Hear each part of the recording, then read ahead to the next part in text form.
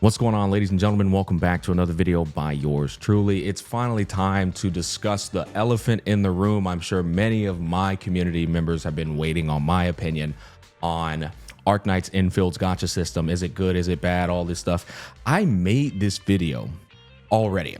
I literally did. But we've learned new things about its Harry Potter book of a gacha system. We've learned new things. And so this video was put out over a month ago when I got invited to the beta and I was sponsored to do a live stream for the beta. Fun little fact, when I was sponsored to do the live stream in the beta, and you can go, anybody who was watching this video and you were in that live stream, you can verify this. There was multiple people asking me, hey, Smack, isn't this a sponsored stream? Because I was being blatantly and blunt about my criticisms and discontent with Arknights Endfield in that first 3 hours. This is a literal fact, what I'm about to say.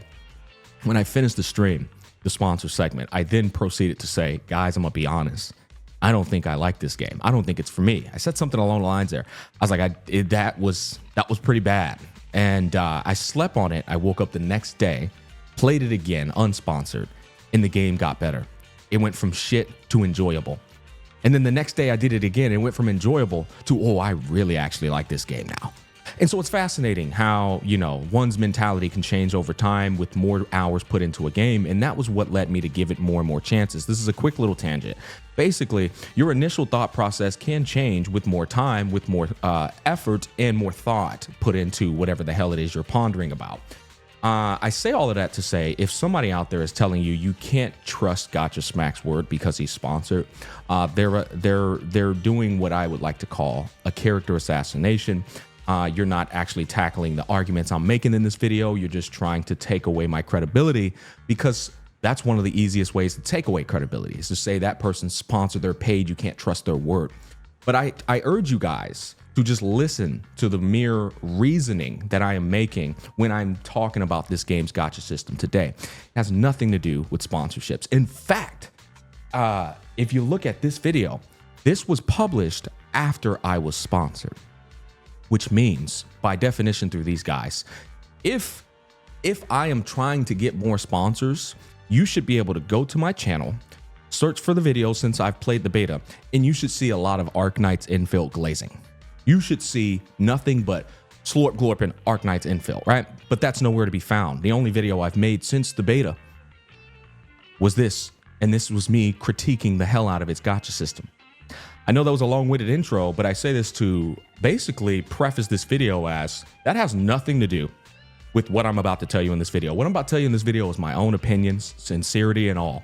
And I'm gonna be sponsored when Arknights Endfield launches. I got 3 live streams and 2 videos. None of that has anything to do with what I feel about the game. It doesn't. Inside of the sponsor, of course, sure, you could say that. Outside of the sponsor, my words and my sincerity belong to me. And without further ado, let's talk about this gacha system. One of the first things I want to talk about with Arknights Endfield is how we are even measuring this game's gacha system. How are we even grading it? Well, first, it's a AAA game with over $100 million of investment, if not more. It might even be $200 million. And when I think about that budget size, I think what other games in the space had that budget size? And those are going to be the mainstream gacha games like Hoyoverse games as well as Wuthering Waves. All 3 of them belong in the same category. And so that means we need to compare them in their gacha systems and how they measure up against one another. But just like in my last video, I would like to remind you guys that I think all 3 of them are polished turds. This is how I refer to them. That means they're dog shit designed to look like they're not dog shit. But in reality, they're all bending you over. You're just choosing which game you want to be bent over by. These monetary incentives are egregiously bad, and they're designed to maximize a profit and prey on gacha gambling addicts. That's a fact. You can argue with the wall about that respectfully. Now, that said, one of my biggest problems, how we're going to break this down actually, is main problems with Arknights Endfield Gacha in comparison to those games, and then what I like about its gacha in comparison to those games. Let's get into it. Intentionally convoluted and confusing. Its gacha system has, bar none, been the most convoluted and confusing gacha system I have ever seen in the mainstream gacha space. It's like reading a Harry Potter novel. And my problem with this is right here. The rating for the game is 12 years old and up. I have no sympathy for adults who can't read. I don't. If you can't read and you're an adult, fully mentally matured, you're a moron. No sympathy for you. But if you're 12 and 12 to like the 19-year-old range where you're still trying to find that same rationality and matured or wisdom of an adult, then you can easily be manipulated. And unfortunately, that's why it's intentionally confusing and convoluted, because the people who aren't fully matured are going to make those goofy decisions. They're not going to read. They're going to make mistakes. It happens. Younger people make mistakes all the time. And that is the problem I take. It's very maximized in terms of predatory nature by design. The next thing I don't like is no pity carryover. The more control over your pools, the better you can plan. That's why people take issues with no pity being carried over. The less control equals more FOMO and more predatory nature. That means you're going to be in those situations where so much time is going by to where you want to pull on another banner.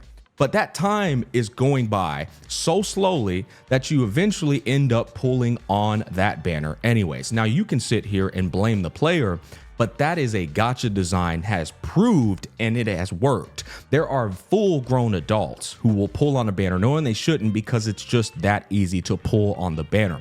This is gambling. It's like you stay in a casino long enough, you're eventually going to sit down on the machine and do a spin. That is how it works. Now, there are people and outliers that don't do that, but the majority of people are gonna be like, fuck, I'm here. I might as well do a 10 pull. And so that's why people don't like the no pity carryover. And guess what? I'm on their side with that one. Now, the next one, the 50-50 system. Now, there's nuance to this, and I'll talk about that. First of all, what do I like about the 50-50 system? It's very simple. The less gambling there is, the better the system. I have a philosophy here, and that is the house always wins in gambling. I don't give a fuck how lucky you are. Eventually, you keep sticking around in that casino and the house will win. So the best thing to do is if as soon as you win, you get off, you never play again, right? That's the best case scenario. But unfortunately, in gacha games, we continue playing. They're designed to be played well as long as they can get your ass to stay on the game. And so the house always wins. That's why 50-50s are fucking horrible. They don't feel good. But here's the thing. The nuance is Arknights Endfield system, its gacha system, it is entirely designed around the 50-50. Its whole goddamn gacha system designed around the 50-50. What I mean by that is its 50-50 system is inherently better than Wuthering Waves and Hoyoverse games, because if you lose the 50-50, there is a chance for you to lose it and it actually ends up being better than if you won it. I'll explain that later. With all that said though, that's pretty much all I don't like about the game's gacha system. Pretty much it. There's one burning question we do need to be mindful of. In fact, I think I made a whole page about this. We're gonna take a quick break. These are important questions. Banner scheduling, resource acquisition for pulls per patch, power creep aggression, free-to-play options and their value, and your purchasing power, okay? I was looking at this and I was thinking in Wuwa, 145 pulls, which is typically the average player's luck. They go up to about 65 and they hit pity, and then they get their character and it's a 50-50 loss. Then they have to go up to the pity again, 65. Does that make sense? And for some people, it's about 70, right? So it just depends. But 145 times 2 is 290 pulls.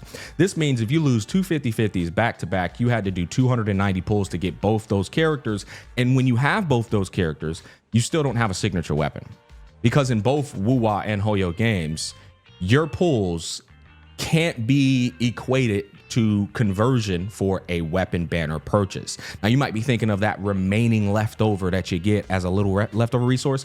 Most people who are budget players are just converting that into more pulls because they don't want to spend money in the store. And so they convert that into more pulls to try and secure the character. So that can't be applied either. But the reason I bring this up is because these are questions that also factor in to which game is actually going to end up being the more player-friendly concept. Unfortunately, the resource acquisition for pulls per patch, it's in a vacuum. Some Reddit thread might have it, but I personally just like to find out for myself to really feel how much resources we're getting. And I'm gonna be real with you. In the first month, it's still gonna be a gray area because they're very generous in those first launch incentive pool resources. Does that make sense? You really don't know what you're getting until about 2 to 3 months into the game, where you start to see them laying out those live streams and saying, these are the events, this is what we're giving out, so on and so forth. But we don't know this question. right? And this is a very important question. We do know the banner scheduling, but the banner scheduling goes in alignment with their 50-50 system and how it's beneficial to how they structure it. Once again, this will make sense in a point, because most people think, oh, you have less time to acquire that limited character. That means bad. But you're looking at one small part of the picture known as the gacha picture. When you analyze the whole picture, you understand why it's a less banner scheduling. At the end of the day, it's all gacha garbage, but these details do make a difference when you compare them to their peers. Power creep aggression. We don't know that answer. We don't know how fast it's going to happen, right? Power creep aggression in HSR was one of the most egregious things I ever saw. In CZN, it's looking like it'll end up giving HSR a run for its money. We'll see what happens there. But power creep aggression in WUWA was one of the best experiences I had, right? Its power creep aggression wasn't that bad. Now it looks like it's ramping up a little bit. We'll see what happens, right? But we don't know what this is going to look like in Arknights Endfield either. In my beta experience, this was actually really solid in terms of the standard banner characters, but I mean, it all starts off that way in the beginning of gacha games. Free-to-play options and their value. This I can tell you definitively, the beginning of the game, Arknights Endfield has some really good free-to-play value. There's a lot of weapons to purchase. It's like 10-to-1 weapons in terms of quantity when you compare it to WUWA and Genshin. There's a lot of weapons. You can even buy them outright from the shop with the Arsenal ticket. No gamba, just blink, give me my 6-star. Purchase power. I've heard, and this is kind of in a vacuum too, I guess we'll see when it comes out. People say China already has their prices out. They've done the comparison. I've heard that the purchase power is stronger in Arknights because 120 pity is lower than the pity of WUWA and Genshin, correct? Well, if they're giving you 50 pulls for a $100 purchase, just like WUWA does for its $100, but their pity is lower, this is objectively better purchasing power. So for a spender, spend $100, I got 50 pulls, 120 is the pity, that means I only need 70. In WUWA, spend $50, I get 100 pulls, but I have 40 more pulls to make on top of the 70. You see what I mean? So that's literally objectively better purchase power. All of these are good things to keep in mind as we're going through it. Some of the answers we don't know yet, so it's hard to kind of like measure, but it is worth keeping in consideration. So let's go back to what do I like about its gacha system? That's important. The weapon banner system. I've heard mixed bag like takes on this, but I feel we can give a very good take on it. It doesn't share pull resources with limited characters. That's what I like about it. In comparison to its peers, right? If you just ask me, period, I say, motherfucker, we should be grinding these weapons for free. But in comparison to its peers, the polished turds, not sharing pull resources with the limited character banner means more limited character resources to pull on the limited character banner. Can grind Arsenal tickets weekly for free and save up. This is a fact. There's people out there saying, oh, you can only get them if you pull on the banners. This is not true. This is demonstrably so. Let me go ahead and pull up this, and we come over here to Arknights Endfield, and you go over here to weekly routine. A permanent weekly routine screen has been added to the event calendar center. Turn that shit off. Okay. Turn that shit off. All right. Anyways, a new weekly routine. Okay. So you're going to be able to do weekly grind. That's going to net you ore barrels, which is your weekly pull resource or your pull resource, and then Arsenal tickets. So you can acquire these outside of pulling on characters. Now, of course, it's going to be a finite amount, but the fact that you can still grind it bi-weekly, every week, not bi-weekly, you can eventually save up and get a character completely for free on top of pulling on characters. This is, when you compare it to the other games, better because you're not sharing the resources with the characters and you can grind that shit for free. Now, one thing that comes to mind is you can buy 7 pulls out of WUWA shop and save that shit for a X amount of time. But those 7 pulls aren't a lot of pulls when you have 80 fucking pulls to make, are they? No, they're not. And if you decide to pull on the weapon banner in WUWA, you fuck yourself over in the future when you want to pull on the next character. Shakona and Kartethia, you pull Shakona early, get her win the 50-50, so then you pull Shakona's weapon. Well, now when Kartethia comes up, you wasted your weapon, your Kartethia pulls on getting the weapon for Shakona. So you still got a shortage there and you still end up getting bent over and spending money on the Kartethia banner, especially if you lose the 50-50. You see what I mean? Sharing that resource fucking sucks balls. That's gacha garbage. That's polished turd territory. So when we come back to this, it's actually better in comparison to not share the resource and even have an external resource to acquire Arsenal tickets. That's how I view that. The 50-50 system is better than Hoyo and Kudo because you can lose a 50-50 to another limited character. This is massive. You have a 28.6% chance for that 50-50 to land on the other 2 charted characters. Now, what does that mean? Well, if they do a PB&J scenario, and there is a caveat to this, and I'll talk about that.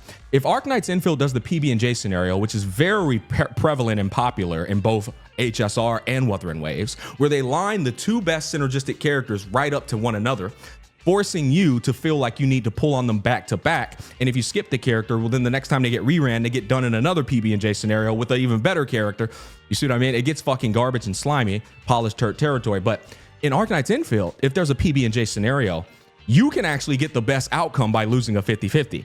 Because if you win the 50-50, well, then you have to pull again when their character pops up. You see what I'm saying? So you win the 50-50, you get Shakona in Arknights Endfield. The next character pops up, Kartathea. You lose the 50-50, you have to go full pity, you get the Kartathea. You've now spent way more resources and possibly money by winning the 50-50 for Shakona. Whereas in Arknights Endfield, once again, you lose the 50-50, but you get Kartathea for the loss. Now you go up to 120 and you get Shakona. You've just got 2 limited characters in 120 pulls. This is, once again, shitting on a 50-50 system inside of Wuwa and Genshin Impact in that regard. Final thing is, 120 pulls in Arknights Endfield gives you enough resources to hit 40 pulls on the weapon banner, because it converts into arsenal tickets as you do pulls on top of the other shit that converts into limited pulls. So you take those arsenal tickets now, put them in the banner, 25% chance at 40 pity to get a limited character, but you're guaranteed at bare minimum to get a 6-star weapon. That means you got Shakona, Kartathea, and a 6-star weapon. In Wuwa, if you lose that 50-50, there is no chance, and in Hoyo, there is 0 chance for you to get a limited banner character. There is guaranteed chance that you get somebody like Ling Yang. No, and the further that game goes on, the more that shit feels like ass, because you keep getting characters who are getting down and lower and lower in value. This is one of the worst painful experiences in playing those games. 50-50s fucking suck in Wuwa and Genshin, because you know if you lose it, you're not getting anything good. It's a terrible experience. And so there's trade-offs here. If you lose a 50-50, it's a 28.6% chance. Chances are the odds are against you to get those limited banner characters. And so it's like barely better, right? There's that chance. It's barely better. This is why I said it's more or less gacha garbage. All of them. It's more or less gacha garbage. Oh, but this is better. You're still getting bent over, little bro. Like, it doesn't matter which game you're playing. You're still getting bent fucking over. You know what I'm saying? They're giving you that bad boy, and they're still hitting you. They're still hitting you, bro. You're just picking your poison at that point. This is an edit in because I forgot this very important caveat that Unk said he was going to cover, and he didn't. So remember I said the PB&J scenario is good for Arknights Endfield, and it is, because if you lose a 50-50 to the compatible limited banner character that's coming next, you just saved a bunch of resources and potential money for spenders. However, a staggered banner scenario is not good for Arknights Endfield, to where that is good for Wuwa and Hoyo, because it gives you time to save and get that character that synergizes with the other character. But often at times in Hoyo and Wuwa games, they will put the best characters right next to each other, because they know for a fact you're going to pull on both of them because they synergize. At least the chances are drastically increased. However, in Arknights, there is a possibility, and I caution you guys to look out for this, that they don't ever PB&J the characters. You know how there's 3 charted characters, right? 3 limited characters back to back to back. You can actually get the other 2 on the banner you're pulling on. Well, if they never PB&J, this is actually a shit system. And this is a possibility. I'm not saying they're going to do it. I'm just saying this isn't a possibility, because what they're going to do is they're going to put 3 non-compatible characters next to each other. And if you lose the 50-50 and get the next character on the charted banner, then you have 2 characters who are missing their best in slots, and their best in slots aren't going to come until the next 3 charted characters. And so this is going to be a never-ending FOMO-induced system where you lose a 50-50, you get another limited character. Great. But I don't have their partner, which means you're going to be perpetuated to constantly have to pull to get the partners and stuff. I just wanted to throw that out because I said I wanted to be as fair and impartial as I can about both systems. As I said before, pros and cons, polished turds. At the end of the day, they're all bending you over. This could happen. Geometries. This is the resource that you can buy out of the shop, but It can also be converted into pools or weapon pools, but you can get them as you go through the game and explore the game. Now, it's a finite resource, and we all know they're not going to hand this shit out like lollipops at the dentist's office for my 3-year-old daughter. They're not going to do that, right? It's going to be quite finite. But I'll be real, this literally just doesn't exist in both Wuwa and in Hoyo games. We still can't say this is better because this falls under the territory of how much pool economy looks like. How much pool economy are we getting in totality, including these ore geometries? That is what's going to decide whether Arknights Endfield in this is actually better. And that is, again, by design intentionally to confuse you. You see what I mean? So right here, it's like Wuwa might still be better. They might still give more pools acquisition in comparison to their entire gacha system. They might not. I don't know. Finally, 120 pools is cheaper than 180 and 160. That is the best. Like, literally, that's just as simple as it gets. The fact that the purchasing power gives you the exact same pools, and then you have 120 pity versus 180 and 160, is just better. There's no other way to put it. For the spender, for the person who spends money, this is straight up just better. Shop prices are also given the same amount of pools, which means the lower pity is actually a better bargain. Yeah, pretty much what I said. It's like a straight shot there. 6-star weapon banner is a 4% drop rate versus a 0.8% drop rate in Wuwa and a 0.6% drop rate in Genshin. Guys, this is no contest. You grind the Arsenal tickets weekly for free. You get them when you pull on the limited banner, and it doesn't share the same resource as the limited banner. And it's a 4% drop rate for the 6-star weapon to appear. This is just objectively better. You are arguing with a fact at this point. The only thing that people can use is the most extreme argument. And that is, what if you get a character early?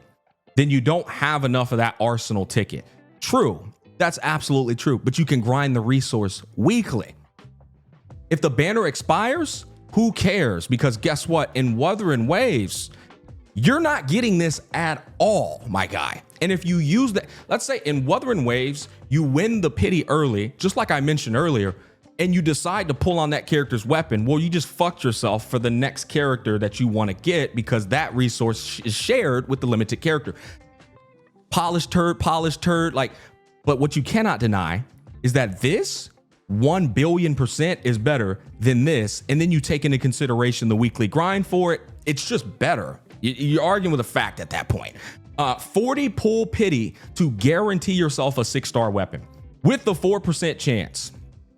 This just compounds on what I'm talking about. Now, there's a 25% limited chance. This is gacha garbage again, but it is a chance where you might get the limited character at 40 pulls. 25% chance, or limited weapon. I'm sorry, limited weapon. So if that happens, well, that's better odds, boys. You're in the casino and you're looking at the table that has the better odds at the end of the day. 80 pull pity to guarantee the limited weapon. Same as Wuwa. But on the way to that 80 pity, 4% versus 0.8%. And in Wuwa, you just gotta share the resource or spend that money. Quick little fun fact here. I had to spend $200 to secure my Mornier. Yeah, I lost my 50-50. Spent $100 to even lose the 50-50 because I had already won my 50-50 against Lene. Won my 50-50 against Lene. Spent $100 to even have enough to do a 50-50 against Mornier. Lost it. Had to spend another $100 just to secure the Mornier. And what do I have left over to show for that? Fuck all. I have a signatureless Mornier. I have a maidenless Mornier. $200 gone in the drain. In Arknights Endfield, I'll probably spend $200 and I'll have the character and potentially a limited character on top of that, right? There's a chance. Oh, the Gamba. And then I'll be able to buy a 6-star weapon out of the shop with the leftover Arsenal tickets that I did during the pulls.